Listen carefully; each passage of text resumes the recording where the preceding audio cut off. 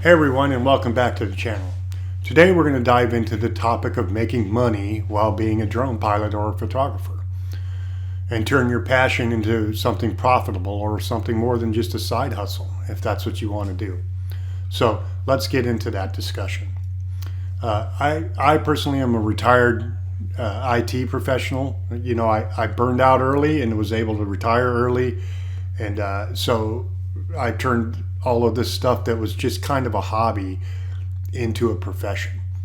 And now it's really turned into a second career, right? I even had to start my own LLC and kind of manage all the projects and everything. So over the years, I've worked with a lot of clients locally, nationally, the NBA, Waymo is a good example, some commercials, local commercials, and a whole variety of local businesses.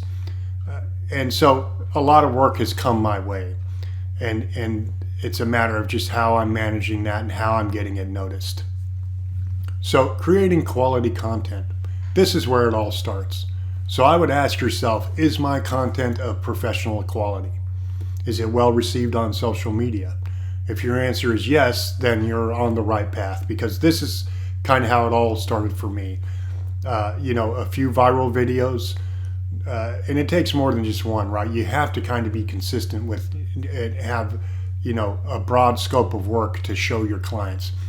Instagram has been that for me, right? So, the hits and the likes and everything and the followers all kind of came. And after so many months of this, people started reaching out to me for work. So very rarely have I had to go out and hustle for work, right? So they'll come to me, and I'm very picky about what I choose to do. A lot of the time, I'll say no, particularly if the flight is illegal. I can't do it, right? Or you got to get permits. Permits are a big deal. The parks, it's not like flying on your own. You have to go get permits from the city if you want to fly. Let's say you do a California shot of the California street shot of cable cars coming over the hill. That's one I kind of started. And, a client came to me and said, hey, I want you to recreate that for me. And so we had to go to the city, and we had to request the permits. They had to get a police officer and block off part of the street. I can only fly in a certain up and down pattern, and it's a whole thing, right? It's not like just going out on your own and throwing up your drone. So all the permits have to be in place. Of course, you have to have your Part 107. You have to have your waivers. There's a lot of things you have to have in place to do this. Okay, so now once you've established that you have this body of work and people are reaching out to you, and you're starting to make this into a career for yourself or a side hustle or whatever it is that's going to be. So how do you license this, and how do you film, and how do you charge, and the whole thing? So let's start out with licensing. Licensing is, to me, the best possible thing you could do, right?